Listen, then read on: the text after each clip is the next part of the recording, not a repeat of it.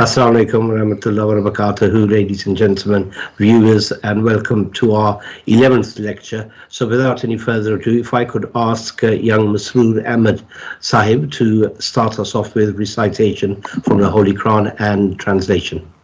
Assalamu alaikum. Walaikum salam. I'm doing Surah Nas. أعوذ بالله من الشيطان الرجيم بسم الله الرحمن الرحيم قل أعوذ برب الناس ملك الناس إله الناس من شر الوسواس الخناس الذي يوسوس في صدور الناس من الجنة والناس. In the name of Allah, the Gracious, the Merciful. Say, I seek refuge in the Lord of mankind, the King of mankind, the God of mankind, from the evil of the sneaking whisperer, who whispers into the hearts of men, from among the jinn and mankind. Jazakallah Masroor Sahib, Allah bless you for the tilawat and translation. So if we start off straight away, and let me do a small introduction to Dr. Mohammed Iqbal Sahib, who's a retired health care manager and has worked, by Allah's grace, for some of the biggest global pharmaceutical companies over the last 35 years. He has served as non-executive director on a variety of NHS organizations in the Bradford district and is a member of the University of Bradford Council. I'm sure most of you will also know, and I certainly listen, he's the producer and the host of the Living History programs on the Voice of Islam, a very famous and very excellent program that comes on, and we all relish the opportunity to listen to new programs when they get produced. He's also a former president of the Ambient Muslim Association of Bradford North. He has a deep interest in current affairs, history, science, and religion. So, Dr. Saab, if you could start us off and go through this excellent presentation on Islamic Empire. Assalamu alaikum to everyone. I hope those of you who listened to the last program found it useful, inspiring, I hope, in some ways. So before I start, let me get the technical bits out of the way. Share my presentation with you first. So let's get this. Is that, can everybody see it? Okay. So first of all, as you'd expect, a little plug on the Living History program on Voice of Islam.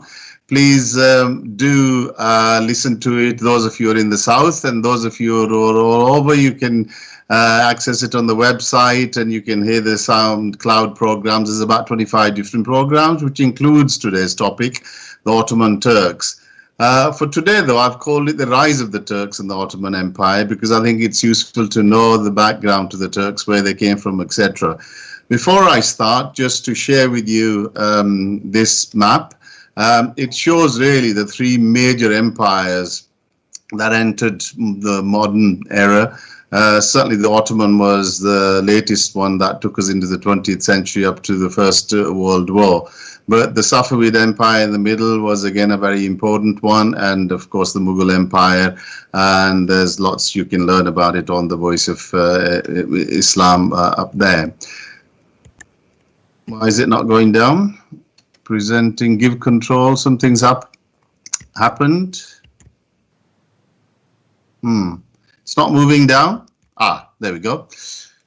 So, as I said, the Ottoman Empire was one of the greatest and largest Muslim empires. It was started around 1300 of the Christian era by some Turkish tribes, which we will go into later on. In those days, Turkey didn't have its current name. It was known as Anatolia or Asia Minor. And the empire grew from there, and around the 15th and the 16th centuries, it was one of the mightiest empires in the world, really, and certainly in the European area. Those of you who, like me, follow some of the Turkish dramas will have seen Ertugrul, as well as the current one on Osman, the founder of the Ottoman Empire. Really worth a watch. I certainly enjoy it, and it's worth a watch. Obviously, this is a drama, so they build in a lot of interesting things about it.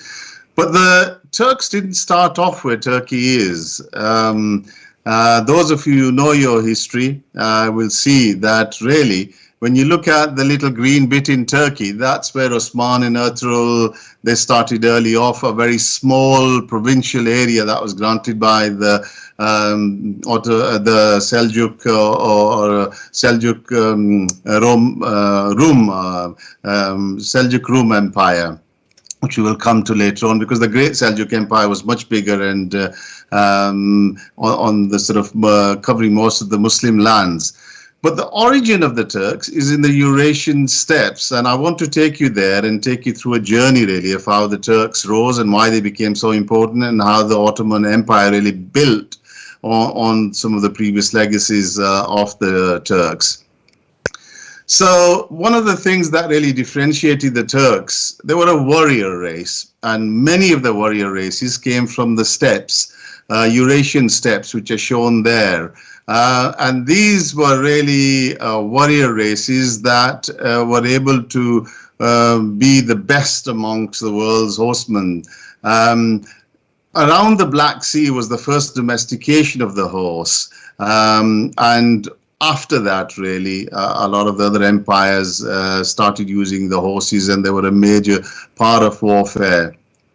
So this was around the late Bronze Age, and the earliest records were on the western steppes, which is towards the Russian and Black Sea. The western steppes were the Cimmerians and the Scythians. Around 1200 BCE, the Greeks started writing about them and how great they were in terms of their horsemanship and their warrior-like qualities, etc. They gave a lot of trouble even to the early Mesopotamian empires, including the Assyrians, and then later on the Persians, including Cyrus the Great, Darius, etc., where they used to break through from the northern steppes and attack them. And you know, you can read in many history books, including Zulkarnain's episode in relation to some of these people.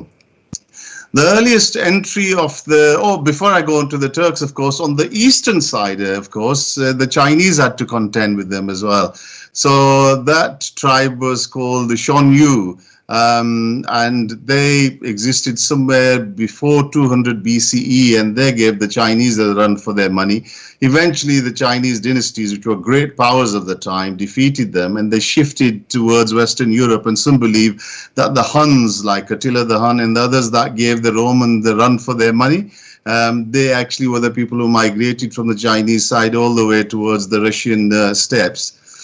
So the origin of the Turks is basically around those steppes, and they come into the history books, especially with the Chinese in their earliest writings, around 552 of the Christian era, where the Chinese start talking about them, sharing the quality of these warrior people. So if you look at this slide, on the top left, you see the eastern steppes. So I've just reduced it to the Mongolian plateau, where really the origins of the Turks is known to exist. The Mongolians and the Turks, the Mongols, have a lot in common. So, and even they may go trace back to the Scythians, and who knows, God knows, because history wasn't documented in those days. But the Avars or Juan Empire or Rohan, lots of different names were given to that green area called the Avars. And they gave a lot of trouble to the Chinese. And the Turks basically were subservient to these people.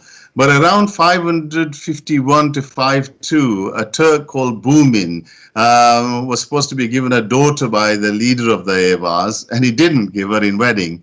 So he rose up in revolt and overtook the empire and established the first Turkic empire. So the bottom left slide shows really his establishment, and they were called the Gok Turks, the Blue Sky Turks. You'll hear in the Ertugrul movie a lot of the referral to the Blue Sky Turks, etc. So Bumin established the empire, expanded it to the west, but because it was such a large empire, as you can see from there, he split it between himself and his brother, whose name was Ishtemi.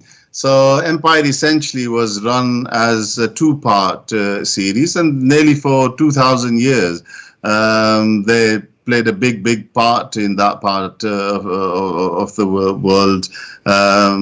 And from there, basically, we have the Turks and their origins.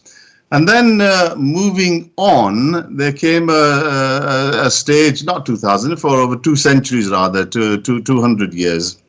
Let's get the figures right. The Uyghurs, who are in the news currently with problems in China, etc., they come into being. Again, they are Turk related, but they took over in the eastern part in 742, and they had a lot in common with Turkish culture, Turkish origins, and later on, of course, the Uyghurs played a big part in how the Mongols ruled as well. But the Chinese was a great sedentary empire, as you know, from the Mesopotamians, you had in the Middle East, you had the Egyptians, and then later on the Greeks in the Western Front. The Chinese is probably one of the greatest ancient civilizations, and they had lots of dynasties. But the Tang dynasty really was one of the most powerful ones, and when they came into existence, they basically knocked the hell out of everybody else around and established the Great Silk Road, and the Huns did as well. And the Turks really started shifting more towards the Western end and Central Asia from that time. And of course, around that time, when you see 747, the Muslim Empire was already there. The Umayyads by 750 had established a massive empire, and then after 750, the Abbasids took over, and they were bordering China and the Turks, etc. And at the peak of the Abbasid Empire, things started to fall apart a little bit. And that's where different groupings started establishing their own foothold. So on the top right-hand side, you'll see the Samanids. They had a good go, but then they were overtaken by the Ghaznavids. The Samanids had Turkic generals brought in to really run their army and military affairs. But the Ghaznavid Empire was founded by a Turk as well. And this is why I want to retrace the importance of the Turks. Sungater, what's the name of the leader? Let me just find it for you, because that's important to know. Basically, the Turks were part of the Oghuz tribe, as you know, and again in the drama series you'll see a lot of their mention. And the Oghuz dynasty lived around the Altai Mountains, Caspian Sea area as well. And as they came into contact with the Muslims, they started converting to Islam, and they were being used more and more in the armies by the Muslims. And as they rose in the military ranks, they basically took over power. And the Ghaznavid Empire, as I say, Mahmud of Ghaznavi is probably the most famous of that dynasty. He raided India many times, but never settled in India, and took lots of booty and lots of wealth back in to develop the Ghaznavid Empire. But then I want to move on to really the more important Turk empire in an influence. Again, around the Caspian Sea area with the Oghuz were the Seljuks. And they fell out with the main chieftain of the Oghuz tribe, and they sort of moved towards lower Central Asia and coming into contact with the Muslims.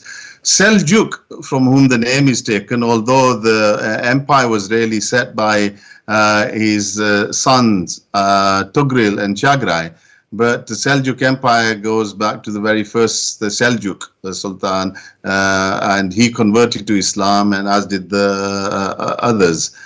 So the Seljuk Empire first started interacting with the Ghaznavid Empire, which was quite powerful. They didn't get very far because the Ghaznavids were very powerful. But Tugril and Chagri persisted. So Tagril Beg was 990 to 1063, and Chagri around the same time, 989 to 1060. Despite their advances, they didn't get very far, but eventually they managed to take control of Merv and Nisharpur, bottom left-hand corner, you will see, of part of the Ghaznavid Empire. And then they persisted and gained in power, and eventually they raided Ghaznavi. And you can see bottom right-hand side, the Ghaznavid Empire reduced quite significantly, and the Seljuk Turk Empire started. Then they made their move on Nishapur, which is a very, very important city in that part of the world. By this time, the Abbasid Caliphate had started recognizing their importance, and most of the Abbasid Empire around Iraq, Iran was ruled by the Buyids, and the Caliph wanted help.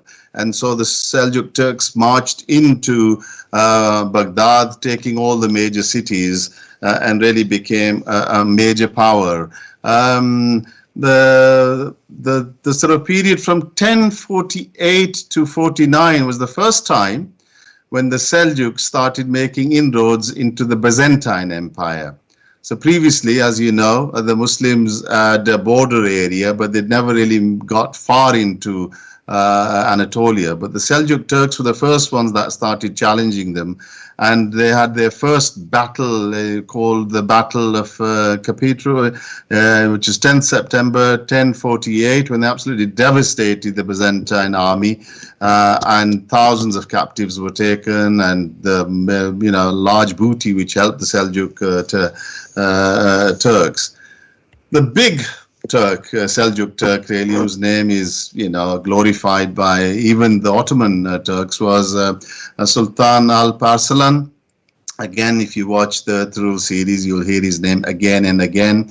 And he was a major figure, a real legendary figure. And he expanded the Seljuk Turk. Top left-hand side map will show you going into the borders of Anatolia. All of Iran is there, all of Iraq, borderlands. But he's immortalized in his Battle of Manzikert, which is really a major city for the Byzantine Empire. And this epic is captured in many, many Turk films. And, I've just shown the warrior-like aspect of the Turks, because that's what differentiated them. This just shows where Manzikert is around the Lake Van area. And funnily, when Alp Arslan expanded his empire, he saw his main enemies as the Fatimids in Egypt, which were largely Shia, and he didn't want to fight the Byzantines, and he had actually signed a treaty with them. But the emperor actually betrayed him, Ramanos, and misled him, basically, as he was having his campaign against the Fatimids in Palestine, etc. So Ramanos marched on to Malkari thinking he was going to defeat the Seljuks. And in 1071, this battle took place. At that stage, Alp Arslan wasn't really prepared. So he marched with a small army from Palestine up towards Malkari. And on the way from Mosul and Damascus, he gathered some more army. But he had an army of around 20 to 30,000, and Ramanos had an army of around 40,000 plus. And this battle is worth seeing, worth reading about, even watching the worth videos. The way Alp Arslan totally outwitted the Byzantines, and how with a smaller force they absolutely annihilated the army. And in the end, they captured Ramanos as well. And I've just put a little exchange. When Ramanos was brought, most emperors of that time, as you know, so absolutely slaughtered the other guy when they caught him. But when Ramanos was brought to Alp, first he couldn't believe that this was the emperor, because he was injured and in a real mess. So Alp Arslan said, "What would you do if I were brought before you as a prisoner?" Ramanos said, "Perhaps I'd kill you or exhibit you in streets of Constantinople." Alp Arslan said, "My punishment is far heavier. I forgive you and set you free." And during the next few weeks, he dressed him, looked after him, fed him, and gave him lots of boot, and sent him back to the Byzantine Empire, which is amazing, with the same terms that he had set before the war actually broke out. And it shows the greatness Alp Arslan. For Byzantines, this battle really devastated them and really took a knock on their morale, and the Seljuk Turks kept on expanding into Anatolia. I'll just read you a quote from one of the historians, Western history, and he writes, in 1071, the Seljuks crushed an imperial army at the Battle of Manskrit. And though historians no longer consider this to have been an utterly cataclysmic reversal for the Greeks, it still was a stinging setback. It was the first time in history a Byzantine emperor had become the prisoner of a Muslim commander. So you can see really the impact it had. Alp Arslan also gave his Turkmen tribesmen who supported him bits of land in Anatolia, and the Seljuk state of Rum was also established as a separate entity in 1077, a few years after this particular battle. Then we come to the next big Seljuk Sultan when the territory was expanded to its maximum extent, and that was Malik Shah, the son of Alp Arslan. He reigned between 1072 and 1092, and this was the golden period of the Seljuk Turks. And the Abbasid Caliph, remember, they called themselves sultans, not caliphs. The caliph still remained with the Abbasids. And the Caliph gave him the title of Sultan of the East and the West in recognition of his great expansion of empire and defense of Islam, Sunni Islam, by the way, because the Fatimids were Shia power at that stage. And during his time, he set up major forms of government through really his right-hand man, which was Nizamul Muluk. His name is shown there, Abu Ali Hassan ibn Ali Tusi.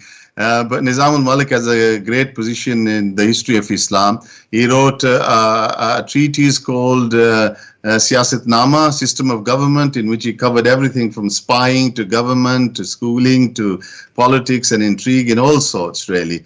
But more importantly, he set up the system of Nizamiya, the first really universities which Europe copied in many ways. And the madrasas were, the first one was in Baghdad, but these were repeated throughout the empire where young people could be taught.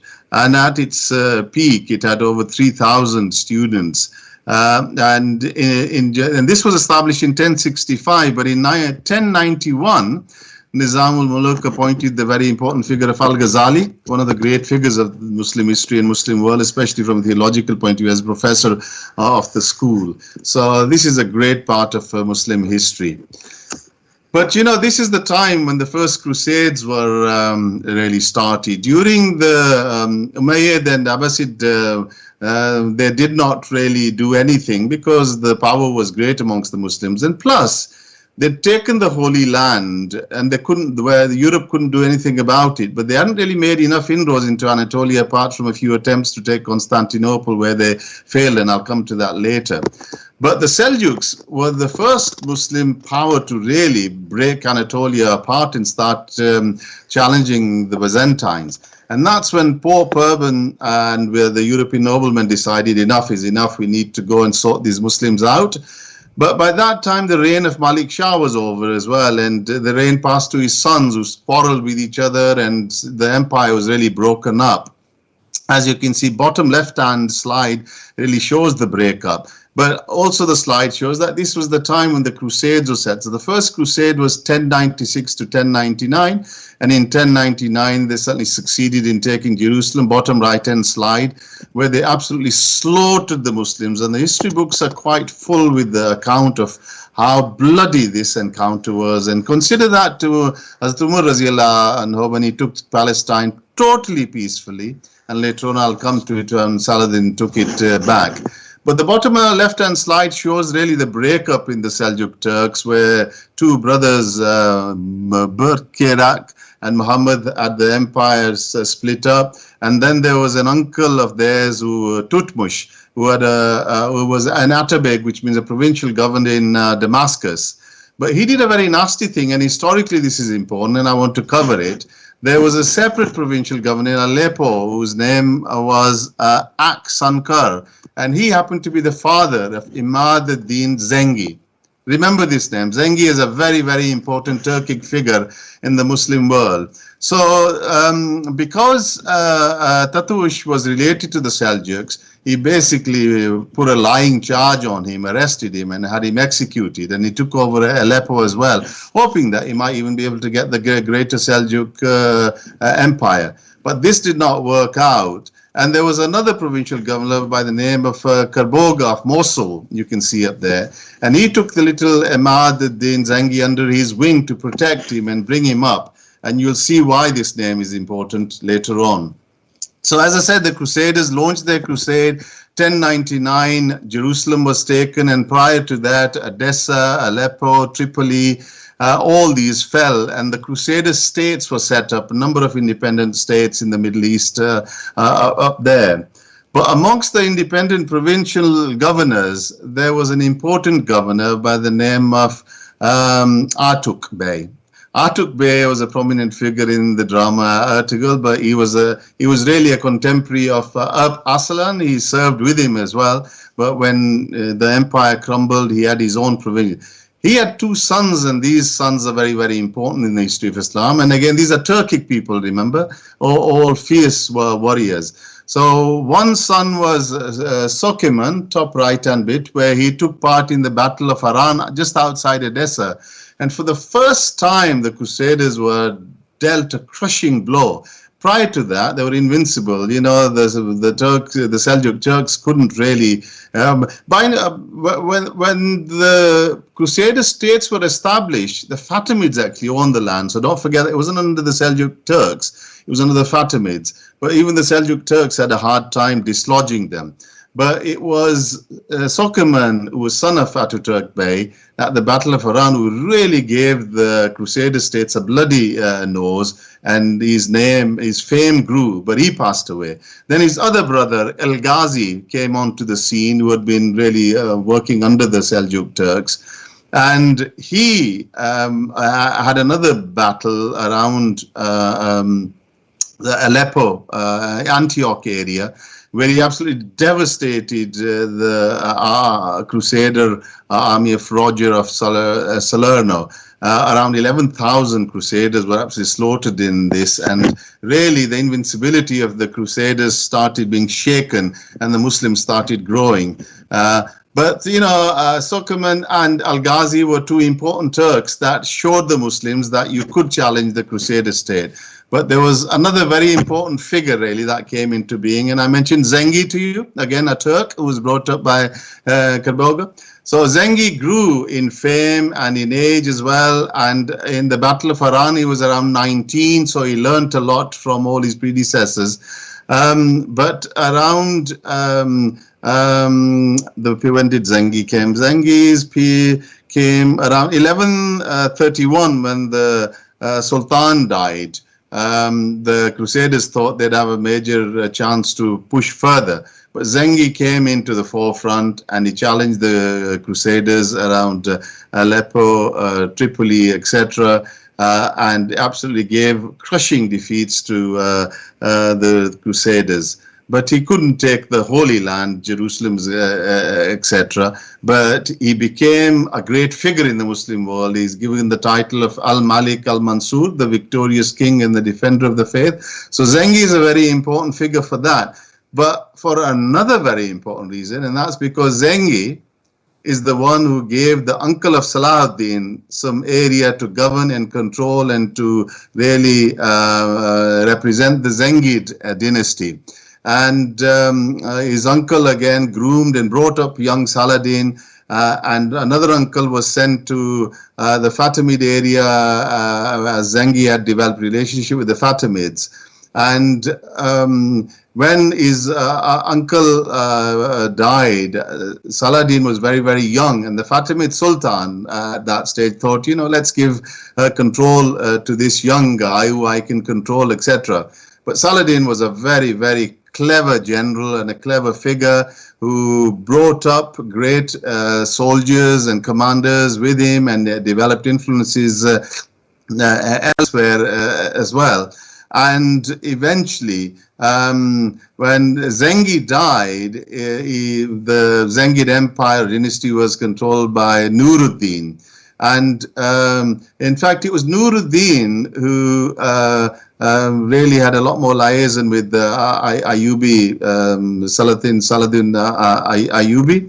And sadly, Nuruddin passed away, and this was the stage really for Saladin to show his strength both as a general, commander, strategist, reformer as well. And he set up what was known as the Ayyubid dynasty. But his fame came during the great battle of Hattin in the Holy Lands, where the Crusader states were absolutely crushed around Hattin, that's shown in that map. This battle is worth really seeing and reading about in detail, where Saladin totally outwitted the Crusaders and devastated them. And that left Jerusalem vulnerable to Saladin. And so the Battle of Hattin was in July, I believe, 4th of July, and Jerusalem was taken in 2nd of October in 1187. So a great moment for the Muslims of the time. Of course, Saladin wasn't a Turk, but I just wanted to show you, it was Zengi, a Turk, and the other Turks who really brought him up to be a great figure, and Saladin was great in his own way. So, you know, again, you can find out more on the Voice of Islam. The Seljuks were really reducing in power all the time. I just want to make sure I've got the time right. 1917, is that right? Good. So basically, this was an important fame for Muslim historians. Now, around the Ayyubid dynasty, there were other, the Seljuk Empire was starting to break up, and there were other people coming into the forefront. The last great Seljuk Sultan, well, not great really, he was minor because they were all great. It was Tughril III.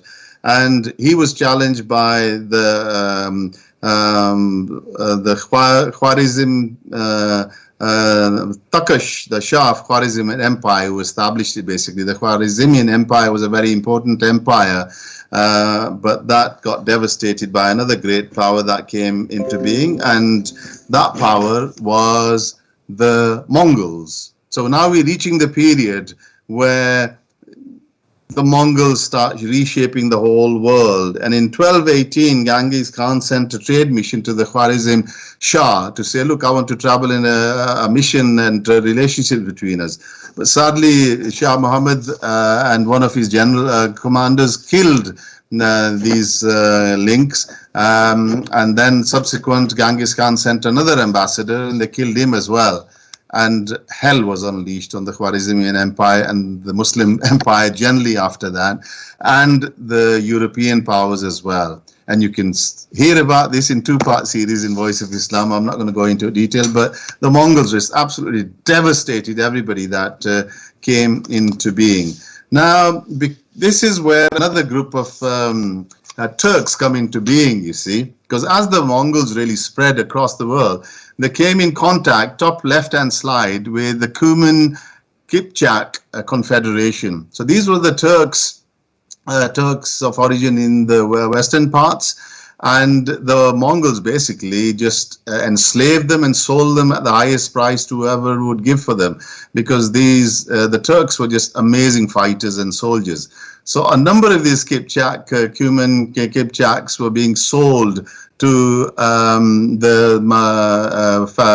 the emperors, the Ayyubid emperor in Egypt, and again around the sort of Central Asian republics as well. And one very, very important Kipchak slave by the name of Baburs was sold in the markets, but eventually it ended up being taken by the Ayyubid Sultan Al-Saleh Najm al-Din Ayyub of Egypt.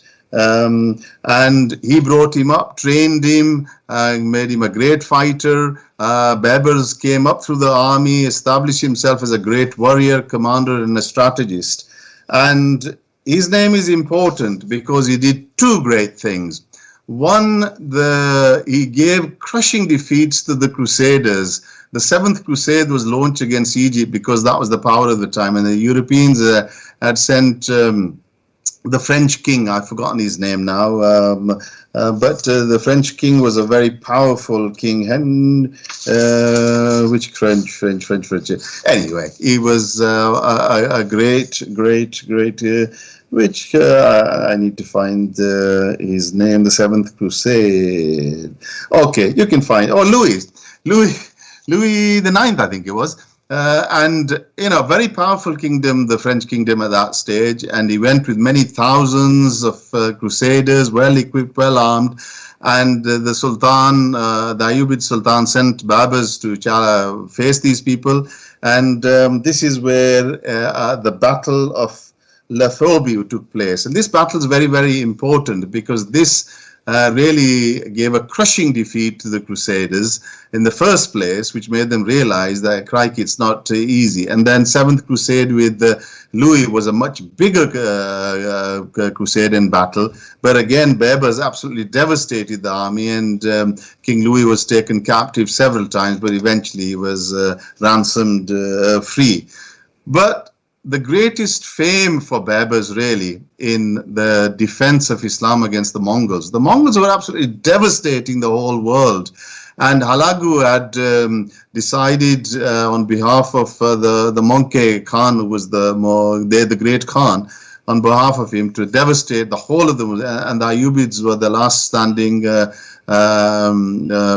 group up there. In fact, but after Louis was crushed, the Sultan died, and the power went into now the Mamluks. Mamluks is a name for slave in Arabic. That's all it is. They were slaves, Turkish slaves. But they actually took over the reins of the Ayyubid dynasty, and so the Mamluk Empire was established in 1250, and Baburs was one of the commanders. And around the time when the Mongols were going to devastate Egypt, or the Mamluks, the Sultan was Saifuddin Quds. And he gathered, a lot of people said, look, just become a vassal state of the Mongols because they're crushing everybody else. But he said, no, I'm going to challenge the Mongols. And he asked Baburs also, who's an independent commander, to come and join him. And both of them marched with an army of around 20 to 30,000 to Palestine. You can see on this graph here where I'm pointing to it. And they had this battle called the Battle of En Jaluth, where Goliath had devastated, where David had defeated the giant Goliath. So this was a very important battle, and both Quds and Baburs absolutely devastated the Mongol army. The first major defeat the Mongols had, and after which they stopped pushing against the Muslim lands and withdrew back, and their empire broke up. So this is why I brought this important Turk forward before dealing with the Ottoman Empire. And the Mamluks, of course, ruled India as well before the Mughals. I'm not going to go into it in detail, but there were Mamluks, Turkic people who established a massive empire in India as well. But that's for another day, another time. Let me see what the time is. My 14. Okay. So let me go quickly then. The rise of the Ottomans. The Ertugrul and Osman basically just had a small beylik around here near the Memar Sea, near Constantinople. They were a tiny beylik. No, but when you watch these dramas, you'll be inspired. I always am.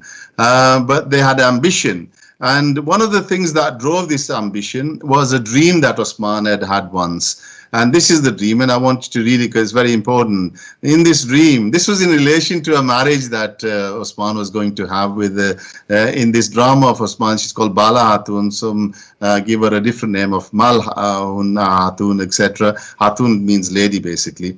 But, and she was the daughter of Adabali, a great Dervish Sufi of the time who preached around, and a lot of people had great reverence for him, and he wanted to marry his daughter, but he kept on refusing because he didn't feel that they were of the right rank and caliber. He was a warrior, and she was from a holy man's family, etc. So anyway, in this dream, Osman says he saw the moon arose from the holy man's breast, which is Adabali, the future father-in-law, and came to sink in his own breast, that's Osman's breast. A tree then sprouted from his navel, and its shade compassed the world. Beneath this shade there were mountains, and streams flowed forth from the foot of each mountain. Some people drank from these running waters, others watered gardens, while yet others caused fountains to flow. When Osman awoke and told the story to the holy man, who said, Osman, my son, congratulations, for God has given the imperial office to you. And there's a lot more detail about this book, of this dream in this book and other books, but basically it showed that he would have a great empire, and his future generations would as well. So I'm just going to quickly go through how the Ottoman Empire then came to be established. Osman started off, as I said, just in this part of the corner. This is during Osman's time, where he expanded from Sogut, where his father was, a little tiny empire, which was a dot, which I showed you early on at the start of the presentation as well. But it was only a tiny area where first he gained a few major castles from the Byzantines, then a few battles where he gave them a bloody nose and took a few small towns. But then Osman launched a major campaign to take the big city of Bursa. Bursa was a very, very important city in the Byzantine Empire as well.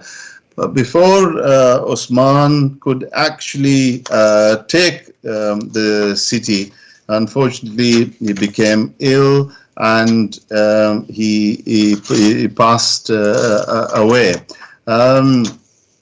So let me just come to the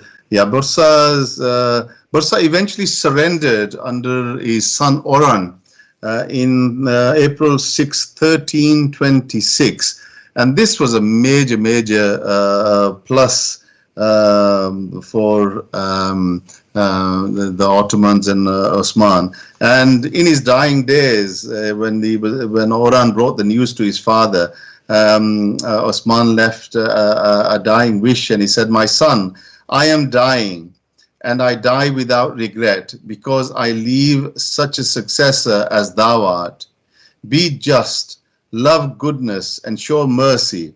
Give equal protection to all thy subjects, and extend the law of the Prophet ﷺ.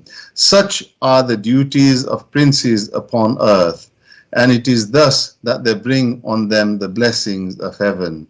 So you can see, Osman really, as Ertugrul, was driven by a view to reviving Islam, and you'll recall in Ertugrul's drama, it's called Resurrection.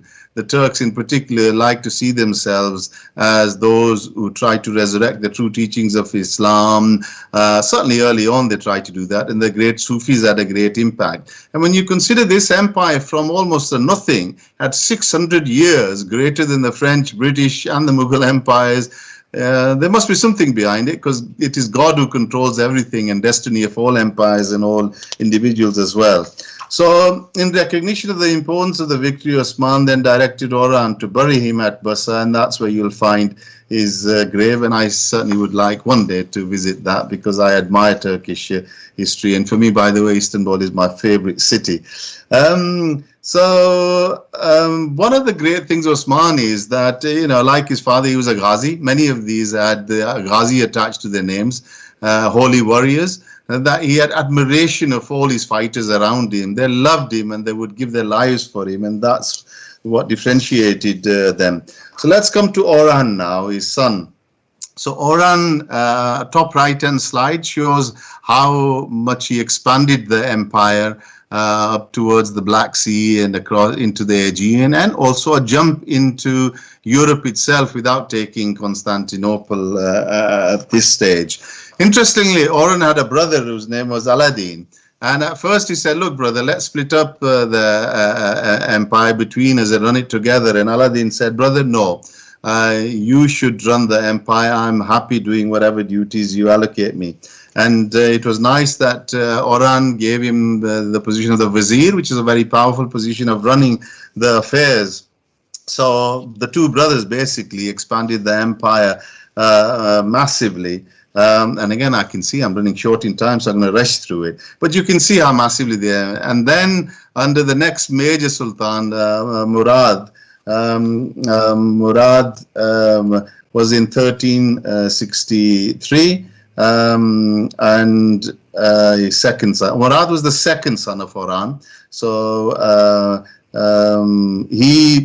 Murad took Edrine in the European side. You can see it there, just before Constantinople, made that the new capital, and again expanded the empire massively, and had some great achievements, including the Great Battle of Kosovo, where he started making inroads into Europe in a big way. His eldest son Bayezid took over when Murad was killed in the Battle of Kosovo. And Bayezid, unfortunately, I'm not going to cover him because he had a bad time with Timur or Timurland, but that's a story for another time. But then we come really to the great Mohammed II, the great conqueror of Constantinople, and I've done a full slide on him. The Muslims referred to Constantine as Constantinia by the Arabs as well, and they made several attempts to take Constantinople even during the early Umayyad period. You will recall that one of the great companions of the Holy Prophet ﷺ, Abu Ayyub al-Ansari, participated in this first campaign, but unfortunately they had to withdraw, and he died sadly, and he was buried there. And then later on, under the Umayyad al-Malik, the Emperor Abdul al-Malik, they tried in 715. They tried to lay siege second time. They failed as well. And then Mahmud's father and grandfather had also tried to take Constantinople, but they failed. One of the reasons because the city is really defended so heavily, and it's I could run a whole program on that one. But Mahmud marched with an army of around, let me see, what was the figure? It was one of the biggest armies really to march on there. 200,000 troops, between 80 and 200,000 troops, a massive navy of 320 vessels. But they couldn't penetrate into the seafront because there was a massive chain that prevented that. Mohammed II was a genius, and he took the boats around on the ground and landed them on the sort of area where the city could be attacked. And also he had a massive gun, one of the super guns built by a Hungarian, I think it was, and that blew the walls to smithereens, but it still was a really tough battle.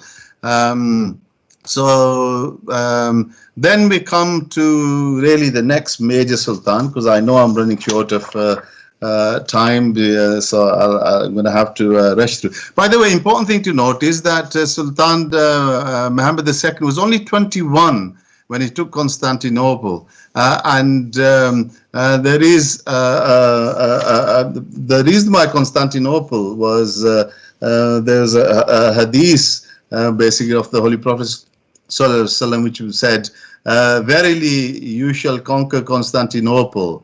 What a wonderful leader will he be, and what a wonderful army will that army be." So the Muslims from the earliest days wanted to conquer, and it was in his destiny to conquer it, and that's why it's such an important event.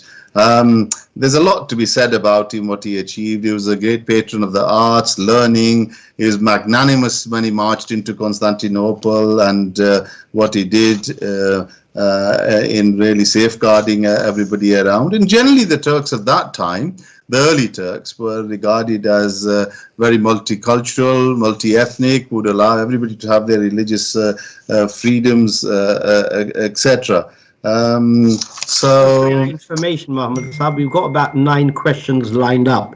So as soon as you quick flick through then. So let's get to Salim, the next major sultan. You can see how the expansion took place. So if you look at this map, So Mohammed II, I've just mentioned, is in the blue area where Constantinople was taken up. Salim in the green area, light green here, expanded it massively. In fact, nearly 50% to 75% of the empire was, and Salim expanded to the east and took over the Holy Lands, including the Mamluks as well, and devastated them. And that's when really they started taking the caliphate title as well, and recognized by the Muslims as great conquerors as well. And then Salim's son, Suleiman the Magnificent, this was the maximum extent of the empire. And really, Suleiman is just an amazing leader, so much to be achieved. I'll just read you this little bit about Suleiman the Magnificent. Not only was he a great military campaigner, a man of the sword, as his father. I can't read this bit because you're blocking it, Nadeem Saab, but I'm sure you can read it yourselves, those of you who haven't got a block on there. But this is Lord Kinross, who's written a fantastic book on my bookshelves, the Ottoman Empire, and it just shows that he was a great military leader, but also a supporter of architecture, learning of all sorts, sciences, literature, etc. So I'm coming to the end. If you want to read books, these are some of the books that you should read. I always think that history books by those who belong to the land should be read, and I think this one I certainly intend to buy because mine is by Lord Kinross. But there's lots of interesting books that are there, and I will end with this slide, and you can pose all sorts of questions based on this. This just shows really my most beloved city of all, Constantinople, or Istanbul. It's just fantastic city. This is the biggest and newest mosque built by the Turks now. And its minarets, the tallest minaret is 107.1 meters. Note how it relates to the Battle of Manskrit, 1071. And the ruling party has established these dates as the important dates for Turkey. And look at that, 2023 anniversary of the 100th Republic.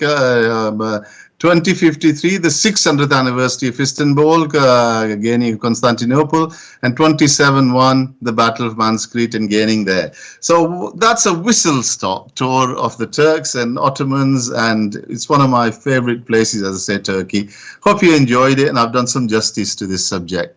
Jazakallah, Mohammed Saab. Just to let you know a secret as well, it's my favorite place as well. But let's start off with the questions. I'll start off with YouTube. Mudassir Saib asks, how is Khilafat different from the empire days, i.e.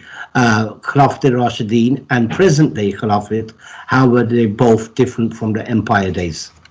I think the Khilafat al-Rashidun was unique in that these were the companions of the Holy Prophet ﷺ, and who knew the Holy Quran by heart inside out in many respects, and what the Holy Prophet stood for, what early Islam stood for. In everything, they were magnanimous, caring for their own subjects and those they ruled as well. Over time, the other emperors tried, including the Umayyads and Abbasids and maybe the other emperors, but I think there'll have been failings. You know, conquerors are conquerors, they rule, and but I still think if you read the history of the Ottomans, they did a great job. There was a lot of openness. You know, when you look at Akbar the Great in the Mughal Emperor and Suleiman the Magnificent, who were contemporaries, now you can see the openness they had in terms of freedom of religion and supporting everybody, whether they were Jews, Christians, Muslims, or whatever else. So they tried their best, but there were some conquerors that clearly were more conquerors than sympathetic rulers. Anybody else?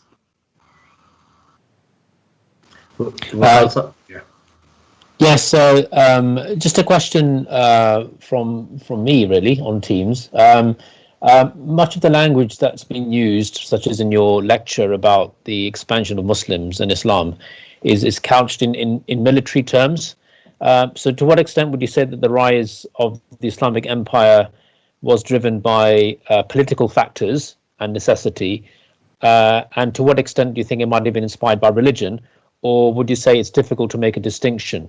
And just as a follow-on to that, obviously usually the image painted of Muslims about this period is of barbarians who are fixated with domination and expansion. Is that a fair depiction? And if not, how would you challenge that? I'll deal with the latter first. I think that's totally unfair in relation to generally the Muslims and Islam in particular, because the Orientalists don't differentiate between Islam itself and the Muslim empires, and there is a big difference. Islam is a peaceful religion and it lays out clear means of governing and ruling others, etc. In terms of Muslim history as well, I think some of the Orientalists have been unfair, but many of the modern historians have been much more objective. And I think if you read, you'll see that there was a lot less bloodshed. But even when you look at Muhammad II, he was magnanimous, and even the Byzantines will say that. Whether you look at the Mughals or whether you look at the Umayyads or Abbasids as well. Islam certainly I think with the Turks, of course the drive was also Islam, but conquest was there. And part of it was, really sending emissaries and making sure that there were freedoms, etc. It's very difficult to disentangle ultimately, but overall I think Islam did play a part because they wanted to spread the message of Islam to the whole world and not just Europe or the East, etc. I've lost you, Waqar, so... Oops. So I can hear you, it's fine. Oh, okay. So, but I think history books are quite clear that the Muslim Empire had some greatness in it. Lovely. So one from YouTube, from Image Doctor, who first compliments your shows on Voice of Islam and says they're one of her or his favorite shows, and then asks, where would an amateur start to read about more of these amazing facts and not get disheartened by so many terms, names, and events? I think this is a job for us in the Ahmadiyya Muslim community as well, because we're a global community. We love everyone, whether they are Turks, Indians, Chinese, or whatever else. And maybe this is a role for us to start looking at unbiased books about global history and great figures as well. So it's something that I really want to do, and that's what the Voice of Islam tries to do. But I've had an interest for 35, 40 years, and but you need to know there's a lot of nonsense out there as well. You need to know what the authentic, you should just look at the author and the background. That's what I always do before I buy a book or read it. Jazakallah. I'm going to quickly rush through them. Dure asks on YouTube, I heard that Ottomans, when in power, would kill their brothers. Is this true? And if it is true, why would they do that? Well, interestingly, I have read about this, and apparently it was Sultan Mohammed II who actually set this up. I don't know whether it's absolutely true, and I really want to speak to a Turk historian, because the victors write history and most of history has been written by Western historians. I'd really be surprised how they could justify that within the teachings of Islam. Impossible. But it has happened. It's happened in all empires, including the Mughal empires and the European empires as well. So I've read it, I've heard about it, and I want to know what the truth is. But I'm really surprised how you can justify in any Islamic way at all. You can't. Lovely. I think we'll have to call this the last question, only because the time has caught us up. And the question is from Mudassir, and he asked, why is Suleiman the Magnificent regarded as the greatest of Ottoman Caliphate? One, because to the extent which he expanded his empire, I mean, his military was amazing. His government and ability to organize the empire was amazing. But also in terms of his openness to other cultures, other faiths, and to establish learning. And, he established a very important, in the Topkapi Palace, which is a beautiful palace, a place of learning called, let me just see, and where people came to learn from all over the world as well. So, I think Akbar and him are probably two of the greatest emperors the world has ever seen. Excellent, Jazakallah. I think it just leaves me to say to the audience that remember tomorrow's lecture, The Blessings of Khilafat by Ayaz Mahmood Khan Sahab, same place, same time. So please do tune in on YouTube. Can I read this little two-line poem from Suleiman the Magnificent? Yes, of course you can. He writes, because he was a great poet, and he writes, the people think of wealth and power as the greatest fate, but in this world a spell of health is the best state. What men call sovereignty is a worldly strife and constant war. Worship of God is the highest throne, the happiest of all estates. So, he was a very thoughtful, deep person as well. Excellent. Very good. A lovely place to end tonight's show. And I would just ask and thank the viewers for listening and viewing. And obviously to Mohammed Iqbal Sahab, thank him. And we can only offer him praise.